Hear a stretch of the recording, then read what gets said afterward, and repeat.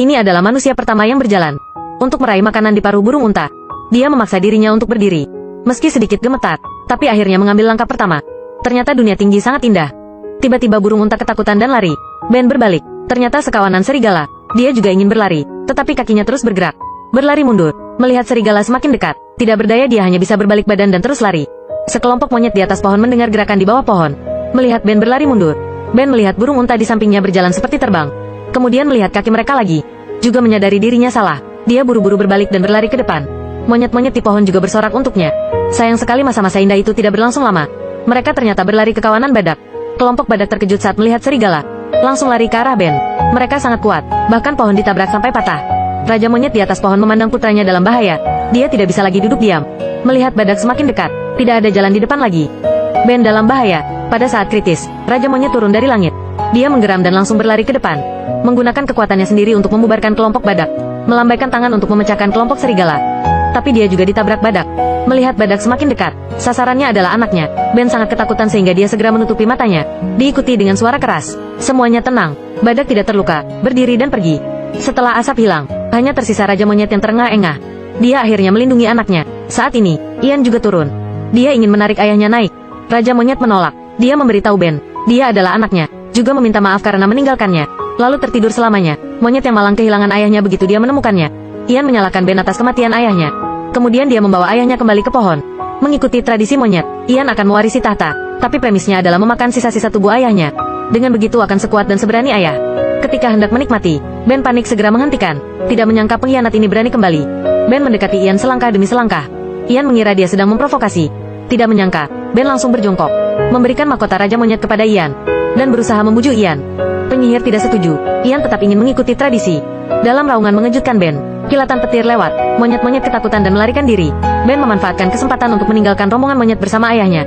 Dan menguburnya dengan batu. Sambaran petir lainnya lewat. Langsung menyambar pohon mati. Benar-benar sangat indah. Ben dengan hati-hati melangkah maju dan meraih. Tidak disangka, langsung membakar rambutnya. Dia tidak percaya, maju dan memukulnya dengan tongkat. Malah menemukan tongkat itu juga terbakar. Dia dengan sombong berpikir dia bisa mengendalikannya. Tak disangka, langit tiba-tiba turun hujan. Api dipadamkan. Saat ini langit tiba-tiba berubah. Tornado menghantam. Ben juga tergulung di dalam. Bencana tidak hanya membawa kehancuran, juga ada kesempatan. Ben bertemu cintanya Mary. Dia tahu dia harus menyelamatkannya. Dia mengikat dirinya dengan tali. Kemudian berjalan menuruni tebing untuk menangkap Mary. Tapi tornado terlalu besar, talinya juga akan putus. Saat krisis hidung besar tiba tepat waktu. Akhirnya menarik mereka naik. Tapi hal pertama yang dilakukan Mary saat bangun adalah menghajar Ben. Mary yang terlalu ketakutan, melarikan diri. Ben juga terus mengejarnya. Dia melewati sekumpulan badak, melewati magma, melewati tebing. Akhirnya mendapatkan Mary. Mary juga tergerak oleh ketulusannya. Ben juga mengajari Mary cara berdiri. Bau cinta ada di udara. Dia menyalakan obor dengan lahap. Dan membawa Mary kembali ke kelompok monyet. Berharap hidup dengan sekumpulan monyet. Ben mencoba yang terbaik untuk memperkenalkan obor. Dan membawa seikat kayu bakar kering untuk diperagakan. Saat obor dinyalakan, monyet juga mengeluarkan suara yang bersemangat. Sayang sekali Ben tidak sengaja membakar pohon mati di belakangnya. Dalam kepanikan, obor jatuh satu persatu. Penyihir seperti iblis mengatakan dia adalah bencana. Monyet-monyet tiba-tiba mendidih, melempar dahan untuk mengusir mereka. Tidak berdaya keduanya terpaksa mencari tempat tinggal lain. Mereka melihat sarang serigala. Serigala juga sangat takut dengan obor. Ben mengusir serigala dengan obor.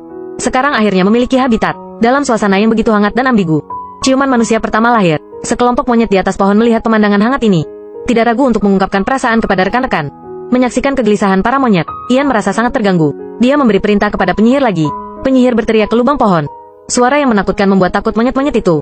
Dengan raungan Ian, suara mengerikan itu segera menghilang. Pamor Raja Kera juga sudah mapan. Dan pasangan monyet di darat. IQ telah sangat meningkat. Mary mengajari Ben untuk mengambil buah dengan alat. Batu memukul kelinci. Melihat sosok lancang Mary, Ben juga ingin menunjukkan kehebatannya. Malah tidak menyangka dia bahkan tidak bisa melempar batu. Setelah beberapa kali gagal, Ben memandangi cabang-cabang di belakangnya. Jadi menggunakan dahan sebagai ketapel. Berhasil meluncurkan batu pertama. Dengan kerja keras dari pasangan, makanan mereka juga semakin banyak. Ini membuat kumpulan monyet sangat iri.